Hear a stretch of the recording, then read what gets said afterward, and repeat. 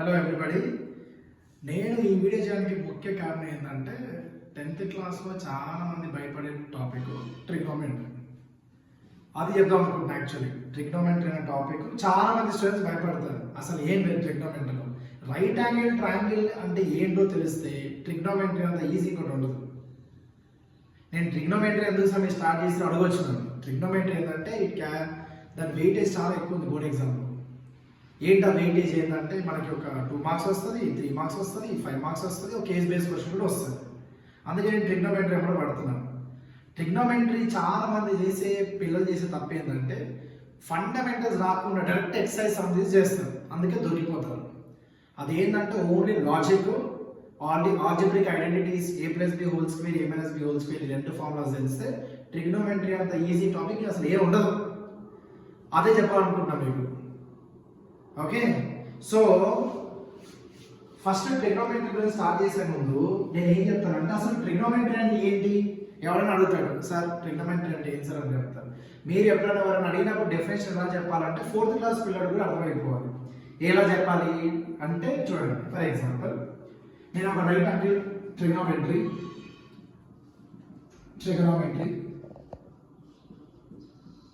అసలు ఏంటి sir trigonometry ఏంటంటే ఒక రైట్ యాంగిల్ ట్రయాంగిల్ తీసుకోండి.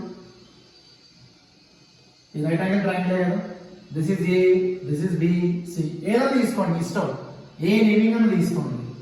మీ అందరికి తెలుసు the side is nothing but hypotenuse. Sir ఎందుకు కాదు హైపోటెన్యూస్ అని అడుగుతారు. ఏదైతే యాంగిల్ కి ఆపోజిట్ సైడ్ ఉంటుందో దాన్ని మనం ఏమన్నాం అంటే హైపోటెన్యూస్ అంటే ఫస్ట్ బేసిక్ థింగ్ అది. మరి ట్రిగ్నోమెట్రీ ఎక్కడ వచ్చింది సార్ అంటారు మీరు. ఏం లేదు, సింపుల్గా దీని ఒక తీటా అనుకోండి, ఇది ఒక తీటా అనుకోవచ్చా లేదా. ఆల్రెడీ దీని గురించి నీకు 90 degrees అని తెలుసు. మరి తీటా ఏంటి, ఈ తీటా గురించి మాట్లాడితే ట్రిగ్నోమెట్రీ ఏంటి అంటే relation between sides and angles is called trigonometry. అంతే, అయిపోయిందిరా. ఇదే ట్రిగ్నోమెట్రీ డెఫినేషన్. అండర్స్టాండ్? ట్రిగ్నోమెట్రీ దీనిలో ఉంది ట్రయాంగిల్ జామెట్రీ, అదే చెప్పేది. ట్రై అంటే 3 sides.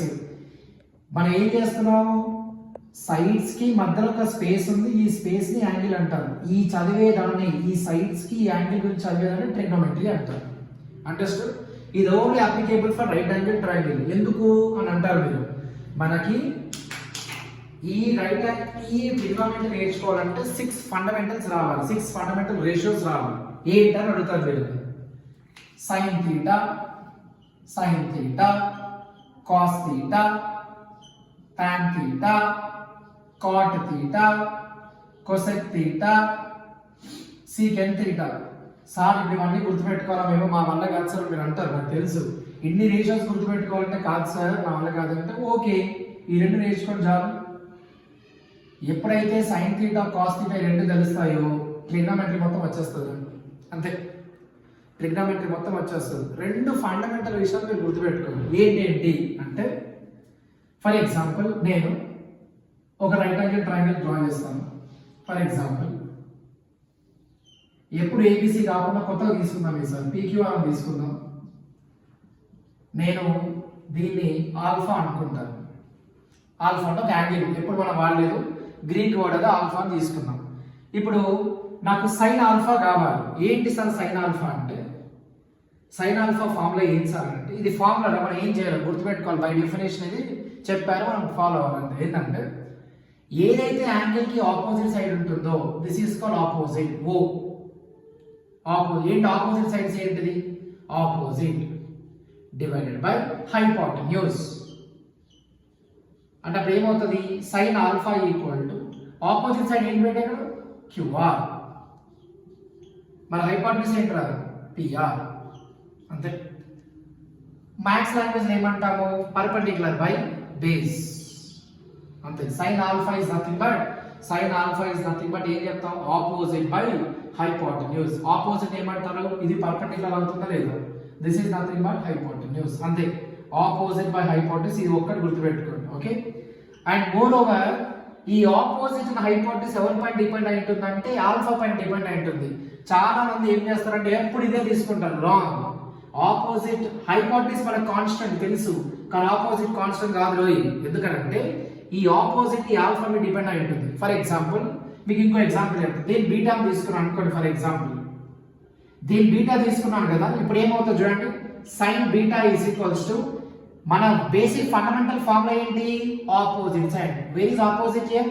బీటాకి ఆపోజిట్ ఏంటంటే PQ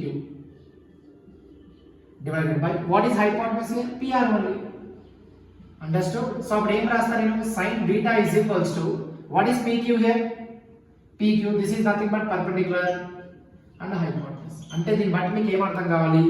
ఈ ఆల్ఫా అనేది ఆపోజిట్ సైడ్ ని డిసైడ్ చేస్తుంది అంతే. ఇది sine alpha. Is it clear? ఇంకోటి సైన్ నేను మీకు చెప్పాను, ఖచ్చితంగా నేను నేర్చుకోవాలని చెప్పాను. సైన్ అయితే అయిపోయింది. Next I want to focus on cos theta. Cos for example నేను ఏం చేస్తానంటే కాస్ ఒకటి చెప్పి వదిలేస్తాను రా, మిమ్మల్ని ఎక్కువ ఇబ్బంది పెట్టను. ఒక్క కాస్ ఒకటి తీసుకుంటాను.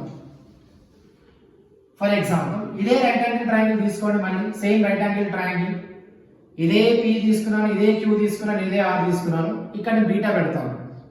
ఏంటి కాస్ ఫార్ములా ఏంటి? Cos alpha. ఆల్ఫా తీసుకుందాం. ఏంటి cos alpha? Fundamental formula. Sine లో ఫండమెంటల్ ఏంటి?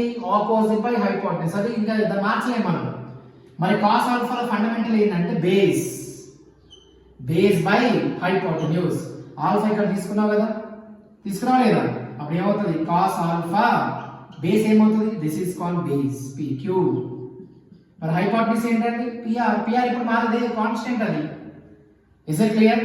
ఒకవేళ ఇక్కడ తీసుకున్నాం అనుకో బీటాని, అప్పుడు ఏమవుతుంది? Cos beta is equals to base ఏమవుతుంది? ఇది బేస్ అవుతుంది. ఎక్కడైతే మనం యాంగిల్ చేసుకున్నామో హైపోటెన్యూస్ కి మధ్యలో, హైపోటెన్యూస్ కాకుండా వేరేది ఏదైతే ఉందో that is called base. Cos బీటాకి ఏం తీసుకుంటాం? బేస్ ఏంటి ఇక్కడ? PRQ or QR. ఈ యాంగిల్ ఎవరి మధ్యలో ఉంది? హైపోటెన్యూస్ కి దీని మధ్యలో. ఇది ఆల్రెడీ హైపోటెన్యూస్ అని తెలుసు. మరి మీతో ఏంది? బేసే. హైపోటెన్యూస్ ఎంత? PR. కథం. This is called cos beta. This is called cos alpha. Any doubts? So ఇదిరా ఎప్పుడైతే మీకు sin alpha cos beta ఈ sin cos గురించి ఫండమెంటల్ తెలుస్తాయో ట్రిగ్నోమెట్రీ అంత ఈజీ ఇంకోటి లేదు. అండర్స్టూడ్? ఇదే మీకు చెప్పాలనుకుంటున్నాను. నెక్స్ట్ దాంట్లో ఏం చేస్తారంటే వేరే వేరే రేషియోస్ ఎట్లా ఫైండ్ అవుట్ చేయాలి, how to find out other ratios. ఏంటి? tan ఉంది, cot ఉంది, cosecant ఉంది, secant ఉంది. ఈ సైన్ కాస్ మీకు ఎప్పుడైతే బాగా వచ్చేస్తాయో ఇవి all are very easy, dead easy. Understood? కాకపోతే ఖచ్చితంగా సైన్ ఆల్ఫా అంటే ఆపోజిట్ బై హైపోటెన్యూస్ అని, కాస్ ఆల్ఫా అంటే బేస్ బై హైపోటెన్యూస్ అని ఖచ్చితంగా మీకు తెలిసి ఉండాలి. ఇవి మాత్రం గుర్తుపెట్టుకోండి. Everything we can do. That's it. This is the basic concept of trigonometry.